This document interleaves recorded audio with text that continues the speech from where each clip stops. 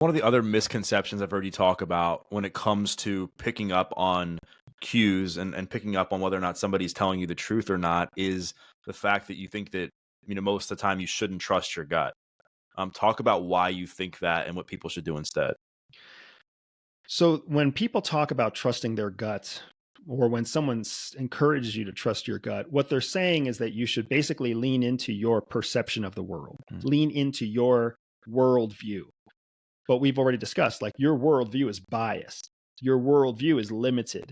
Your lens that you use is flawed. It's not as accurate as the true world around you. It's subjective, not objective. So, if anything, we're encouraged at CIA never to trust our gut, because your gut is the most untrustworthy thing in your body. Consider the fact that the human brain, your brain and mine, is inherently lazy. The human brain does not like to work hard. Like, people who procrastinate, there's nothing wrong with them. That is the natural way of doing things. Every single human being procrastinates something in some way. We wait until the latest possible minute to brush our teeth. We wait until the latest possible minute to go to the bathroom. We wait until the latest possible minute to stop doing the things that we love to do. Like, we inherently procrastinate because the human brain does not like to use extra energy to accomplish a task. It likes to use the minimum amount of energy to accomplish a task. So the way that you often achieve that is by waiting until the last minute before you actually make a decision, waiting until the last minute before you think something through, waiting until the last minute before you consider somebody else's point of view. So trusting your gut means doing what your body finds natural, which is inherently the laziest, least energetic thing that you can do, because the human brain is built for survival. So there's lots of reasons why you should not trust your gut. Instead, what you should trust is what we call something, we call it assessment versus assumption.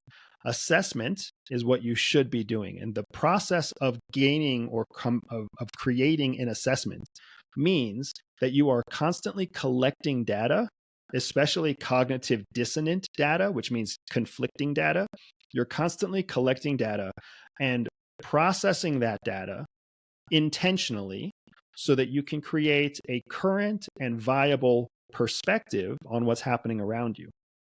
So if you're getting ready to have a conversation with your boss, or if you're getting ready to have a conversation with your spouse, you want to actively and intentionally be collecting information from all around you. Uh, Simple example: if you have a conversation with your spouse at 5 o'clock in the afternoon, it's very different than if you have a conversation with your spouse at 10 o'clock in the morning. Because by 5 o'clock in the afternoon, both of you have expended your energy. The kids have probably stressed you out. Chores of the day have stressed you out. You're probably thinking about 200 things at once. Whereas at 10 o'clock in the morning, you're less stressed. You have more energy. You probably just had your first or second cup of coffee. You're in a better mood. So, of course, the conversation is going to go differently if you have a conversation at 10 a.m. versus 5 p.m. What ends up happening is that we have the conversation at 5 p.m. and then we're surprised when our spouse doesn't react or doesn't respond well. When we could have predicted that if we were collecting assessment right before the conversation. If we would have taken a moment to assess, she's probably, in my case, my spouse is a she, she's probably stressed out, she's probably tired, she probably hasn't eaten in the last 4 or 5 hours, and she's probably thinking about dinner and bedtime, et cetera, et cetera, et cetera. So when you use assessment, you can set up a situation that gives you a more objective chance of success, rather than just trusting your gut and thinking that you're right because of a biased worldview. We spent like a good bit of the conversation talking about other people and how we can pick up if other people are lying, not telling the truth, being deceitful, etc. I think people in general, like I've said, have a hard time with tough conversations. It can come across as being unconfident, maybe shy, a bit nervous, and that can be off-putting to somebody who maybe doesn't know them as well.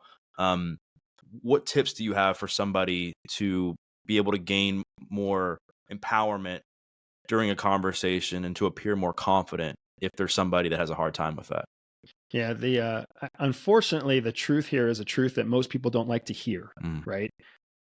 all of self-improvement doesn't actually start with improving yourself. You're not actually going to improve yourself very quickly. You can have very fast success, but you cannot have very fast personal improvement, because personal improvement is something that oftentimes doesn't happen until after you have seen that something works. It's not like working out.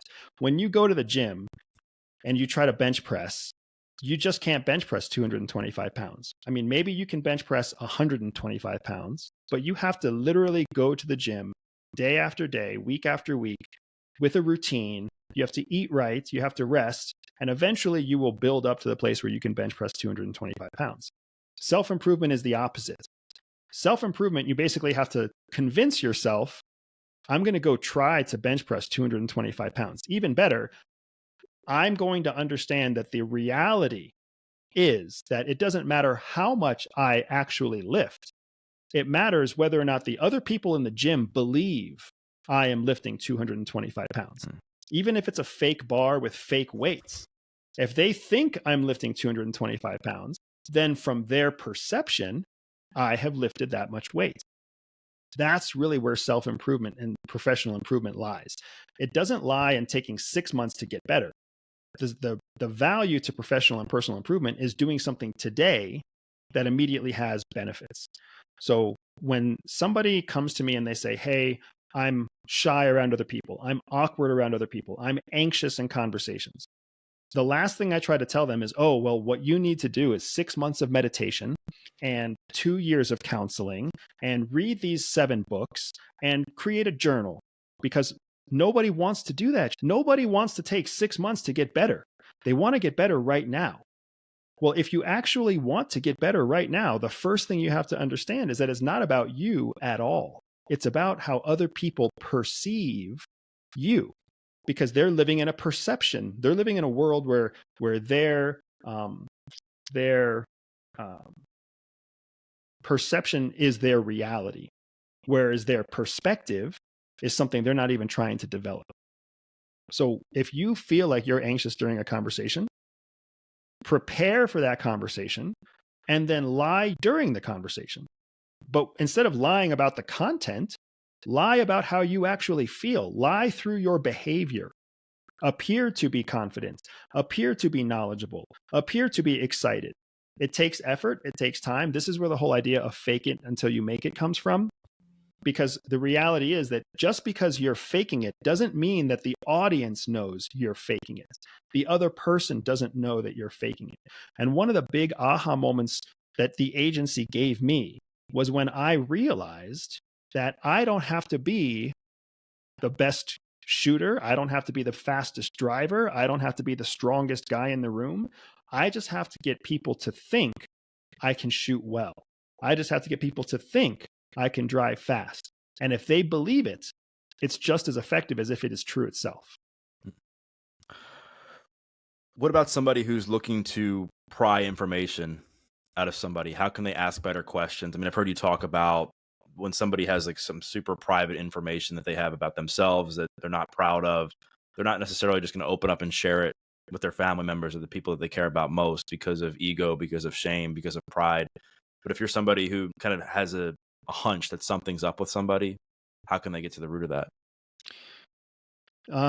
It's a trickier question. It's a more nuanced question, right? Gotcha. Because there's 2 types of reasons that people hide information. There's reason number 1 that people hide information is because they respect the information. So they don't want to share it. So nobody wants to share their salary. Nobody wants to share how much they pay for their mortgage. Nobody wants to share what their GPA was in college, right? So they respect that information, so they keep it private. The second reason people hide information is because they're ashamed of it or because they want to hide it, right? So that's when you're hiding your affair. That's when you're hiding the fact that your child, disrespects you at home. That's when you hide the fact that you have some sort of health issue that you're not proud of. So there's 2 different reasons why people cover up or do not disclose information. And depending on those 2 reasons, it changes how you approach the person. If someone just is holding information private, then you have this challenge where your goal is to try to get into what we call their private life. CIA believes that all people are born with a spy secret superpower. For some people, that means they can win deals. For others, they can spot liars. Some can even seduce lovers. I built a free 3-minute test to help reveal to you exactly what your secret hidden superpower is. All you have to do is click on the link in the description below, take the test, and start using your spy superpower to stay ahead of 99% of people. So it's a concept we call the 3 different lives. Everybody has a public life, everybody has a private life, and everybody has a secret life. The public life is the life that you live every day. It's the life that you show your neighbors. It's the life that you show your friends. It's the life that you brag about. It's the life you put up on Instagram. It's not real. It's just public. If it was real, you would feel much less good about it, right? I mean, women put on makeup to hide their real face. Men put on t-shirts that make their bodies look more fit than they really are. We all put on deodorant to smell better than we really smell. So that's all public life kind of stuff. So of course, the smile that you wear when you really hate the person, that's public life.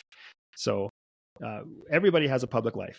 And we all have to understand that when we meet somebody, the person we're really talking to is their public life. It takes time and it takes effort to connect with somebody to a place where they're willing to shed their public life and let you into what we call their private life. Inside that private life is where people will share private secrets, like their salary or their mortgage or some like less important health issue that may have crept up, right? Like going bald or whatever, erectile dysfunction. That kind of stuff happens in a private life. You get from public life to private life just almost by accident. It's just by being someone's friend, by connecting over common topics or commonalities. You go to the same church, you play on the same, weekend softball team, whatever else it might be. When you develop a close friendship, which we all have done in our lives, then you can get into someone's private life. But when you want to get to the place where they have real secrets, real shame, real embarrassment, now you have to get into something that's called their secret life. And there's a challenge to the secret life because once you get into someone's secret life, you essentially can never get out. You're stuck in their secret life, which means you have become so close to that person that they now feel a sense of incredible loyalty and connection with you. Even if you don't feel it with them, they feel it with you. So as an example, Doug, you probably have a girl or possibly a boy in your life who is the one that got away. Do you remember the one that got away? Girl, yes. So what happened is that girl got into your secret life. And now for the rest of your life, dude, you're going to remember her. How much does that suck? Right? That sucks. That sucks, man. It happens to all of us. Right. Somebody gets into our secret life and they become the one that got away. Maybe they got into our secret life when we were 13. Maybe they got into our secret life when we were 23. We've all had that person who has found their way in. Similarly, you are the one that got away for somebody else. At some point, you got into some girl's private secret life, and she's never been able to let you out because she became so connected, so attached, so loyal to you that even though she's married to somebody else with 3 kids right now, she still thinks about you, which sucks for both of you. Sucks for her because she thinks about you. Sucks for you because there's somebody out there thinking about you and you have no idea that they're out there doing it, right? They could be stalking you. They could be Googling you. You have no idea. That's the double-sided sword to getting into someone's secret life. If you get into their secret life, yes, you get all those deep, dark secrets, but you can never get out. They will always think of you.